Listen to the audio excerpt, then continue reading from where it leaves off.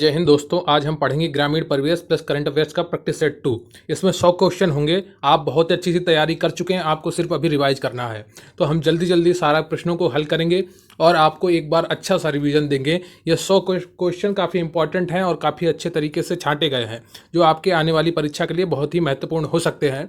तो आप उससे पहले वीडियो को लाइक कर लें, ठीक है, और चैनल को सब्सक्राइब कर लें। आपके कमेंट महत्वपूर्ण है। आपका जो भी मन हो, आपका वीडियो के प्रति जैसा इच्छा हो या कोई प्रश्न हो तो आप कमेंट में लिख सकते हैं। हमारे चैनल को टेलीग्राम पर ज्वाइन कर सकते हैं और कृपया वीडियो अंत तक देखें। चाहे आप बस सुनते रहें आंख बंद कर आपका सारा रिवीजन हो जाएगा। बस आप वीडियो अंत तक देखें। 10-15 मिनट में आपके 100 क्वेश्चन तैयार हो सकते हैं, ठीक है। तो आपका पहला क्वेश्चन है, विजन 2020 प्रपत्र तैयार किया गया था किसके द्वारा? वित्त मंत्रालय द्वारा, योजना आयोग या नीति आयोग द्वारा, नेशनल काउंसिल ऑफ अप्लाइड द्वारा, भारतीय रिजर्व बैंक द्वारा। बताइए इसमें से कौन सा सही है। तो विजन 2020 प्रपत्र योजना आयोग द्वारा तैयार किया गया था, ठीक है। अगला प्रश्न है आपका, एनपीके किस अनुपातिक प्रयोग की संस्तुति की गई है? 6-3-1, 4-2-1, 4-3-1 या 4-2-1। तो इसका सही उत्तर हो जाएगा 4-2-1। तो एनपीके का अनुपात सही क्या है? 4-2-1 है, ठीक है। अगला प्रश्न है आपका, फसल बीमा योजना के संबंध में नीचे दिए गए कथनों में से कौन सा कथन सही नहीं है? तो फसल में किसी की विफलता की स्थिति में किसानों को बीमा कवरेज और वित्तीय सहायता प्रदान करना, कृषि में किसानों की सतत प्रक्रिया सुनिश्चित करने के लिए उनकी आय को स्थायित्व देना, किसानों के कृषि में नवाचार व आधुनिक पद्धतियों को अपनाने के लिए प्रोत्साहित करना। तो इसमें से कोई भी फसल बीमा के अंतर्गत नहीं आता। फसल बीमा किस पे टूट फूट पे देता है, नुकसान पे देता है। आपको आधुनिक पद्धतियाँ थोड़ी अपनवाएगा बीमा में। अगला प्रश्न है आपका, राष्ट्रीय राजमार्ग परियोजना के पूर्व पश्चिम गलियारा तथा उत्तर दक्षिण गलियारे एक दूसरे को निम्न में से किस स्थान पर काटती हैं? देखो, पूर्व पश्चिम गलियारा और उत्तर दक्षिण गलियारा किस पर काटते हैं? महोबा, ललितपुर, झांसी या सोनभद्र। तो इसका सही उत्तर हो जाएगा आपका झांसी, ठीक है। आपका अगला प्रश्न है, उत्तर प्रदेश में कृषि को प्राचीनतम साक्ष्य कहाँ से मिला है? तो लहुरादेव, इलाहाबाद, कोहिलडावा या गोरखपुर। तो लहुरादेव से उत्तर प्रदेश में कृषि के प्राचीनतम साक्ष्य मिले हैं। देश में ऊर्जा आवश्यकताओं की पूर्ति को ध्यान में रखते हुए किस वर्ष राष्ट्रीय सोलर मिशन की स्थापना की गई थी? 2017, 2014, 2010 या 2015। तो इसका सही उत्तर हो जाएगा 2010। जिलों के भू आलेखों के सुदृढ़ीकरण के लिए आधुनिकीकरण कंप्यूटरीकरण का कार्य किस राजस्व अनुभाग का कार्य है? जिलों के भूलेखों के सुदृढ़ीकरण, आधुनिकीकरण, कंप्यूटरीकरण का कार्य किस राजस्व अनुभाग का कार्य है? राजस्व अनुभाग 13, राजस्व अनुभाग 4 या राजस्व अनुभाग 5 या राजस्व अनुभाग 6। तो इसका सही उत्तर हो जाएगा आपका राजस्व अनुभाग 4, ठीक है। आपका अगला प्रश्न है, बेटी बचाओ बेटी पढ़ाओ योजना को भारत में प्रारंभ किया गया था। कब प्रारंभ किया गया था? जनवरी 2015 में प्रारंभ किया गया था। आपका अगला प्रश्न है, राष्ट्रीय ग्रामीण पेयजल कार्यक्रम एक हिस्सा है किसका? सामाजिक सुरक्षा कार्यक्रम का, स्वर्ण जयंती ग्राम स्वरोजगार योजना का, भारत निर्माण का या गरीबी निवारण कार्यक्रम का। तो राष्ट्रीय ग्रामीण पेयजल कार्यक्रम एक हिस्सा है भारत निर्माण का, ठीक है। भारत निर्माण जो योजना आई थी उसका है। अगला प्रश्न है आपका, भारत के राज्यों में उत्तर प्रदेश निम्न में से किन फसलों का अग्रणी उत्पादक है? गेहूं, आलू, मूंगफली, गेहूं, आलू, गन्ना, आलू, गन्ना, कपास, आलू, गन्ना, धान। देखो, धान में तो नहीं है, ठीक है, और कपास में भी नहीं है, मूंगफली में भी नहीं है। तो सही उत्तर हो जाएगा गेहूं, आलू, गन्ना। तो उत्तर प्रदेश किन फसलों में अग्रणी उत्पादक है? गेहूं, आलू, गन्ना, ठीक है। तो शोध के किस विधि की रचना कार्य कारण संबंधों को स्थापित करने के लिए की गई है? तो परीक्षणात्मक प्रयोगात्मक शोध, ठीक है। परहरिया, बैगा, अगरिया, पठारी और भुइया जनजातियां उत्तर प्रदेश के किस जिले में पाई जाती हैं? तो इस आपके सोनभद्र में पाई जाती हैं। आपके सोनभद्र में सबसे ज़्यादा जनजातियां पाई जाती हैं। पहरिया, बैगा, अगरिया, पठारी और भुइया जनजातियां सोनभद्र में पाई जाती हैं, ठीक है।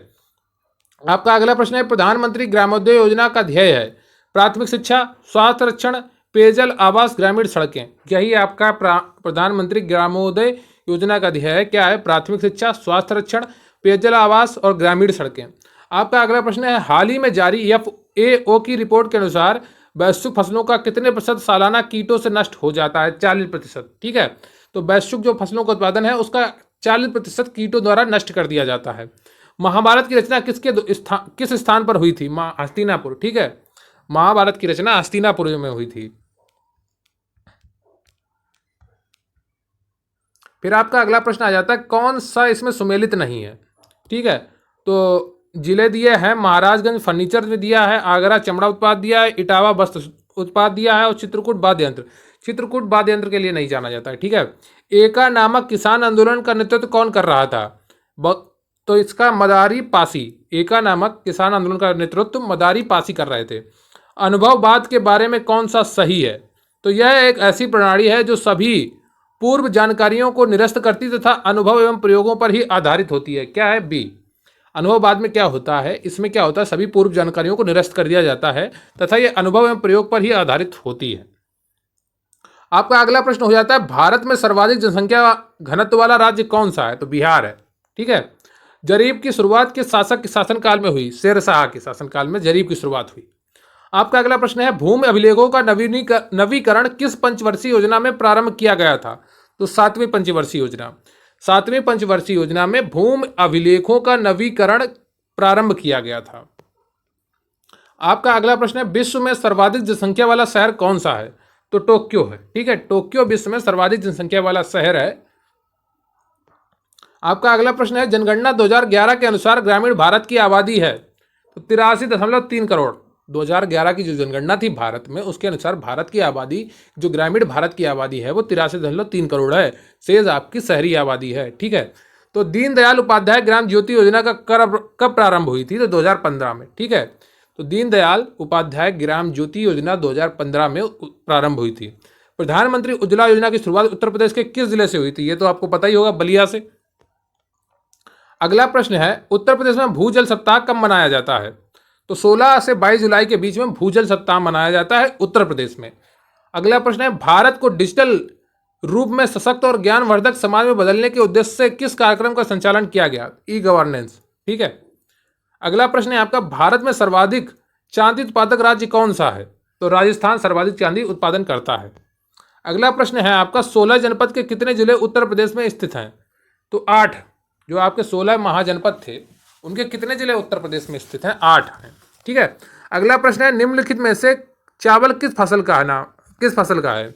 रबी का है, जायद का है, या शीत ऋतु की फसल है, या खरीफ की फसल? तो खरीफ की फसल है। मुख्यतः खरीफ की फसल मनाई जाती है चावल। खरीफ की फसलों की बुआई जुलाई से होती है। ठीक, मध्य जून के बाद जुलाई में होती है या अगस्त में। ठीक है। और अगला प्रश्न है आपको, उत्तर प्रदेश के किस स्थान पर 1942 के दौरान एक अस्थायी सरकार का गठन किया गया था? तो बलिया में किया गया था। कहाँ पर? बलिया में। उत्तर प्रदेश के किस स्थान पर 1942 के दौरान एक अस्थायी सरकार का गठन किया गया? तो बलिया में किया गया था। किस पंचवर्षीय योजना की अवधि में 14 वाणिज्यिक बैंकों का राष्ट्रीयकरण हुआ था? चौथी। ठीक है, जो चौथी पंचवर्षीय योजना थी इंदिरा गांधी के समय में, उसमें 14 वाणिज्यिक बैंकों का राष्ट्रीयकरण हुआ था। आपका अगला प्रश्न है, राष्ट्रीय कृषि एवं ग्रामीण विकास बैंक की स्थापना किस समिति की सिफारिश के आधार पर की गई थी? तो शिवरामन समिति। राष्ट्रीय कृषि एवं ग्रामीण बैंक विकास बैंक, जिसे नाबार्ड कहते हैं, उसकी शिवरामन समिति की सिफारिश पर 1982 में स्थापना की गई थी। ठीक है। तो राष्ट्रीय ग्रामीण स्वास्थ्य मिशन कब शुभारंभ हुआ था? तो 12 अप्रैल 2005 को राष्ट्रीय ग्रामीण स्वास्थ्य मिशन का शुभारंभ हुआ था। कब हुआ था? एक बार फिर से सुनिए, राष्ट्रीय ग्रामीण स्वास्थ्य मिशन का शुभारंभ 12 अप्रैल 2005 को हुआ था। आपका अगला प्रश्न आ जाता है, राष्ट्रीय किसान दिवस कब मनाया जाता है? ये तो आपको पता ही होगा, 23 दिसंबर।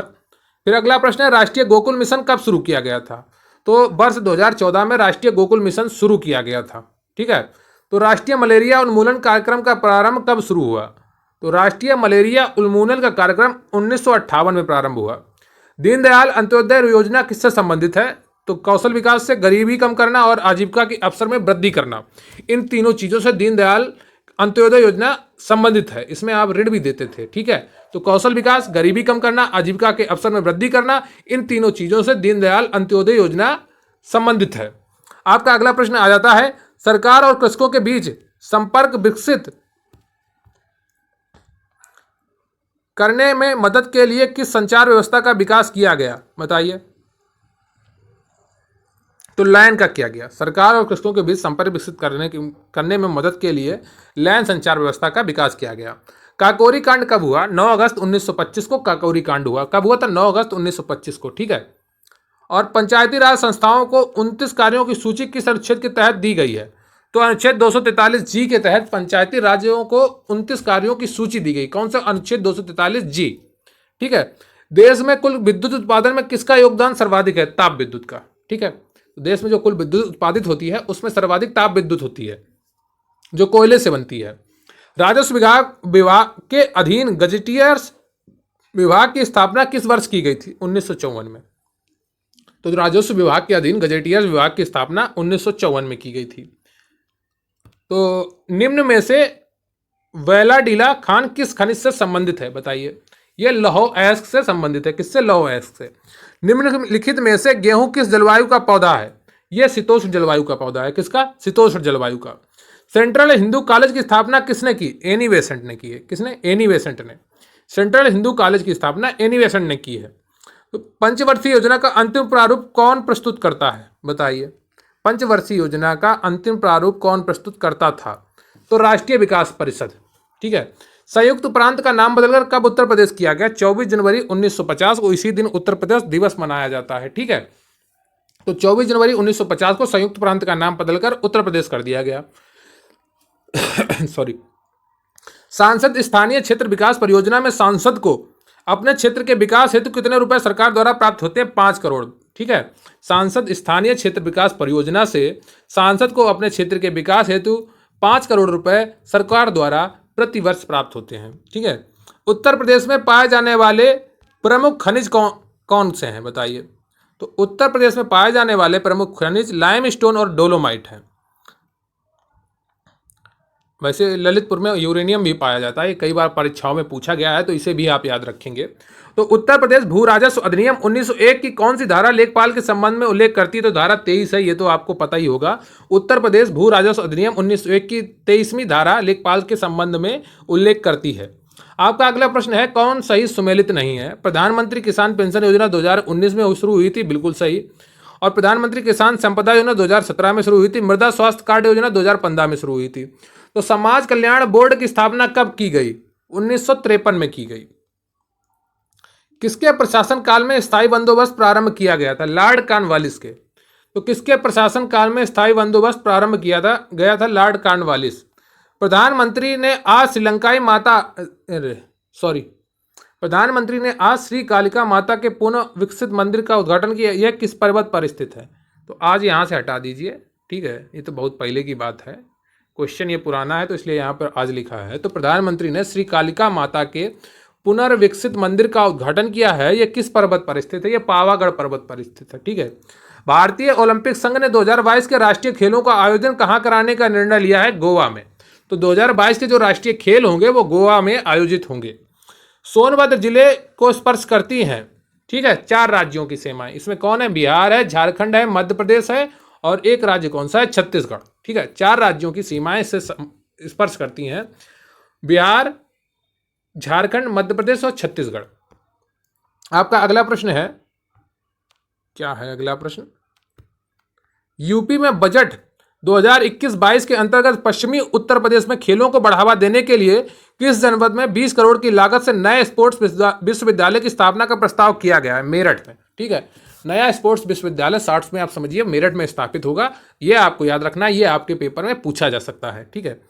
और चुनार में बलुआ पत्थर को जीआई टैग मिला है, बनारस में धातु शिल्प को जीआई टैग मिला है, और फिरोजाबाद में सीसा को जीआई टैग मिला है। ठीक है। रिपोर्ट विदाउट बॉर्डर द्वारा विश्व प्रेस स्वतंत्रता सूचकांक 2022 जारी किया गया। इस वर्ष इस सूचकांक में भारत किस स्थान पर है? 150वें स्थान पर है। किस पे है? 150वें स्थान पर। निम्नलिखित में से किस शोध का प्रयोग सिद्धांत प्रतिपादित करने में किया जाता है? विशुद्ध शोध। ठीक है। 73वें संशोधन के बाद निम्नलिखित में से यह पहला राज्य कौन सा है जिसमें पंचायती राज संस्थाओं का सीधे चुनाव कराए गए थे? तो मध्य प्रदेश में सीधे चुनाव कराए गए थे। कब? 73वें संविधान संशोधन के बाद। ठीक है। उससे पहले वहां पर पंचायती राज व्यवस्था लागू नहीं हुई थी। आपका अगला प्रश्न आ जाता है, निम्नलिखित में से कौन सही सुमेलित नहीं है? तो गाजियाबाद में यमुना नहीं है। ठीक है। लखनऊ में गोमती है, चित्रकूट में मंदाकिनी है, गोरखपुर में राप्ती है। ठीक है। अगला प्रश्न आ जाता है, 2000 से अधिक परंतु 3000 से कम जनसंख्या वाले ग्राम पंचायत में एक प्रधान तक कितने सदस्य होते हैं? 13 सदस्य होते हैं। ठीक है। भारत के अटॉर्नी जनरल का कार्यकाल 3 माह के लिए बढ़ा दिया गया। देश के अटॉर्नी जनरल कौन है? के वेणुगोपाल। ठीक है। के वेणुगोपाल का कार्यकाल 3 माह के लिए बढ़ाया गया। यह देश के अटॉर्नी जनरल है। हाल ही में कैबिनेट द्वारा पारित अग्निपथ योजना किससे जुड़ी हुई है? सशस्त्र बलों में युवाओं की भर्ती के लिए। राष्ट्रीय दलित प्रेरणा स्थल उत्तर प्रदेश के किस जिले में है? तो यह नोएडा में है। कहां पे है? नोएडा में। राष्ट्रीय दलित प्रेरणा स्थल उत्तर प्रदेश के नोएडा जिले में स्थित है। ठीक है। तो शारदा नहर का आपका उद्गम स्थल बनवासा से है, और फिर आपका निचली गंगा नहर का उद्गम स्थल नरोरा से है, ठीक है। और पूर्वी यमुना नहर का उद्गम स्थल फैजाबाद से है, और मध्य गंगा नहर का उद्गम स्थल आपका बिजनौर से है, ठीक है। आपका अगला प्रश्न आ जाता है, वर्ष 2021 में केंद्र सरकार ने अन्य पिछड़ा वर्ग ओबीसी के उप श्रेणीकरण के मुद्दे के परीक्षण के लिए गठित आयोग के कार्यकाल को पुनः 6 माह के लिए बढ़ा दिया। इस आयोग के अध्यक्ष कौन है? तो जी रोहिणी इस आयोग के अध्यक्ष हैं, जो ओबीसी में उप श्रेणीकरण होगा। जैसे ओबीसी में अभी पूरा आरक्षण मिलता है, उसको 2 भागों में डिवाइड किया जाएगा। जिन जातियों को अभी भी आरक्षण से फायदा नहीं मिल रहा है, सिर्फ उन्हीं को उस आरक्षण की श्रेणी में रखा जाएगा, ऐसा इनकी योजना है, ठीक है। बीते दिनों राष्ट्रीय समाचार पत्रों की सुर्खियों में रहा चिल्ले चिलाई कला क्या है? यह एक कठोर सर्दी की अवधि है। जो जम्मू कश्मीर में कठोर सर्दी जब पड़ती तो इसे चिल्ले चिलाई कला कहते हैं। क्या कहते हैं? चिल्ले चिलाई कला। 7 जून को दुनिया भर में विश्व खाद्य सुरक्षा दिवस मनाया जा रहा है। यह दिवस किस वर्ष से मनाने का निर्णय लिया गया? तो 2018 से। 7 जून को विश्व खाद्य सुरक्षा दिवस मनाया जाता है, यह 2018 से मनाया जा रहा है।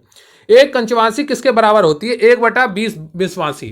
तो जो एक कंचवासी होती है वो 1/20 विश्वासी के बराबर होती है।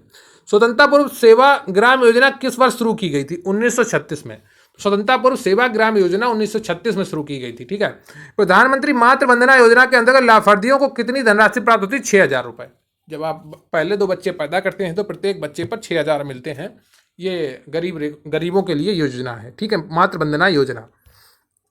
आपका अगला प्रश्न आया, किस भारतीय खिलाड़ी ने टोक्यो ओलंपिक 2020 में भारत की तरफ से पहला पदक जीता था? तो साईखोम मीराबाई चानू ने पहला पदक जीता था, ठीक है। अगला प्रश्न है, IMD द्वारा प्रकाशित विश्व प्रतिस्पर्धा सूचकांक 2022 में भारत का स्थान कौन सा है? 37वां, ठीक है। अगला प्रश्न है, film rocketry the Nammi effect चर्चा में। यह फिल्म किसके जीवन पर आधारित है? नम्मी नारायण के।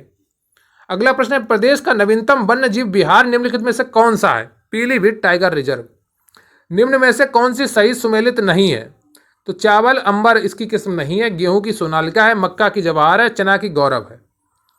इमैनुअल मैक्रो अप्रैल 2022 में किस देश की दूसरी बार राष्ट्रपति चुने गए? तो फ्रांस के। जो इमैनुअल मैक्रो हैं दोबारा फ्रांस के राष्ट्रपति चुने गए। तो हिंदुस्तान रिपब्लिक एसोसिएशन की स्थापना कहाँ की गई थी? कानपुर में की गई थी। कहाँ पर? कानपुर में। तो हिंदुस्तान रिपब्लिक एसोसिएशन की स्थापना कानपुर में की गई थी। अगला प्रश्न है आपका, उत्तर प्रदेश पिछड़ा वर्ग कल्याण विभाग की स्थापना कब की गई? वर्ष 1995 में। कब की गई? वर्ष 1995 में उत्तर प्रदेश पिछड़ा वर्ग कल्याण विभाग की स्थापना की गई। भारत की कौन सी पंचवर्षीय योजना सोवियत संघ के 1928 संघ के फेल्डमैन योजना का अनुसरण करके तैयार की गई थी? तो ये आपकी थी, कौन सी थी यार? चलो इसका मैं आपको बाद में उत्तर बताऊंगा, अभी ये याद नहीं आ रहा मुझे। भारत के संविधान में पंचायतों तथा नगर पालिकाओं के संबंध में 73वें व 74वें संवैधानिक संशोधन जब हुए, उस समय भारत के प्रधानमंत्री कौन थे? PV नरसिम्हा राव, ठीक है। जो 73वें और 74वें संविधान संशोधन हुए तब कौन थे भारत के प्रधानमंत्री? PV नरसिम्हा राव थे। अगला, विश्व MSME दिवस कब मनाया जाता है? 27 जून को, ठीक है। विश्व MSME दिवस 27 जून को मनाया जाता है। अगला प्रश्न है, एक भारत श्रेष्ठ भारत योजना चर्चा में है। इस योजना के तहत हिमाचल प्रदेश का जोड़ा किस राज्य के साथ बनाया गया है? केरल के साथ, ठीक है। एक भारत श्रेष्ठ भारत योजना चर्चा में है। इस योजना के तहत हिमाचल प्रदेश का जोड़ा किस राज्य के साथ बनाया गया? केरल के साथ। भारतीय रेलवे का पहला गतिशक्ति कार्गो टर्मिनल कहाँ शुरू हुआ है? आसनसोल मंडल में। आसनसोल जो मंडल है वहां पर भारतीय रेलवे का पहला गतिशक्ति कार्गो टर्मिनल शुरू किया गया है। अगला प्रश्न है, ग्रामीण क्षेत्रों से जुड़ी किसी छोटी समस्या के निदान एवं समस्या के कारणों को ज्ञात करने के लिए किस प्रकार के सर्वेक्षण की विधि का उपयोग करना चाहिए? निदानात्मक सर्वेक्षण विधि, ठीक है। जब ग्रामीण क्षेत्रों से जुड़ी किसी छोटी समस्या के निदान एवं समस्या के कारणों को ज्ञात करने के लिए हमें सर्वेक्षण करना होगा तो उसमें निदानात्मक सर्वेक्षण की विधि का प्रयोग किया जाएगा। वार्षिक क्रम और वर्षांतर फसल उगाने की व्यवस्था को क्या कहते हैं? बताइए। वार्षिक क्रम और वर्षांतर फसल उगाने की व्यवस्था को क्या कहते हैं? फसल रोपण अनुक्रमण कहते हैं, ठीक है। अगला प्रश्न है आपका, उत्तर प्रदेश में लीची का उत्पादन मुख्यतः किस जिले में होता है? सहारनपुर में लीची का उत्पादन होता है। सहारनपुर में मुख्यतः लीची का उत्पादन होता है। आजकल झांसी में भी काफी लीची उगाई जा रही है, ठीक है। स्ट्रॉबेरी सा, हाँ। निम्न में से कौन जोड़ा सुमेलित नहीं है? बताइए। राम प्रसाद स्ट्रॉबेरी झांसी में उड़ाई जाए, हाँ ठीक ठीक। निम्न में कौन सा जोड़ा सम्मिलित नहीं है? तो राजेंद्र लाहिरी बस्ती से नहीं थे, ठीक है। उत्तर प्रदेश में किसे आमों का नगर कहा जाता है? तो मलियाबाद को आमों का नगर कहा जाता है उत्तर प्रदेश में। अगला प्रश्न आ जाता है आपका, निम्न में से कौन सा कलाकार कथक नृत्य से संबंधित नहीं है? किशन महाराज कथक नृत्य से नहीं, तारा देवी है, सितारा देवी है, गोपी कृष्ण चौबे, ये सब कथक नृत्य से संबंधित है। आपका अगला प्रश्न आ जाता है, सरयू नहर राष्ट्रीय परियोजना के अंतर्गत कौन सी नदी को जोड़ने का प्रावधान नहीं है? तो इसमें सोन नदी को नहीं जोड़ा जाएगा और रोहिणी, घाघरा और बाढ़ गंगा को जोड़ा गया है सरयू नहर में। ठीक है। हर घर नल योजना के संदर्भ में असत्य कथन का चयन करिए। तो एनटीपीसी लिमिटेड द्वारा तो ये शुरू ही नहीं की जा सकती, तो यही असत्य हो जाता है। बाकी सत्य इसमें क्या क्या है, इसकी आधारशिला 22 नवंबर 2020 को प्रधानमंत्री ने रखी। तो हर घर नल योजना कब शुरू गई? 22 नवंबर 2020 को। इसके माध्यम से सोनभद्र और मिर्जापुर जिले की जल आवश्यकताओं को पूरा किया जाएगा। ये योजना 40 लाख से अधिक आबादी और 2995 गाँवों को आच्छादित करेगी। अगला प्रश्न है, हाल ही में चर्चा में कहा स्नैक आइलैंड किस सागर में है? हाल ही में चर्चा में रहा स्नैक आइलैंड किस सागर में? तो ब्लैक सी, काला सागर में है। ठीक है।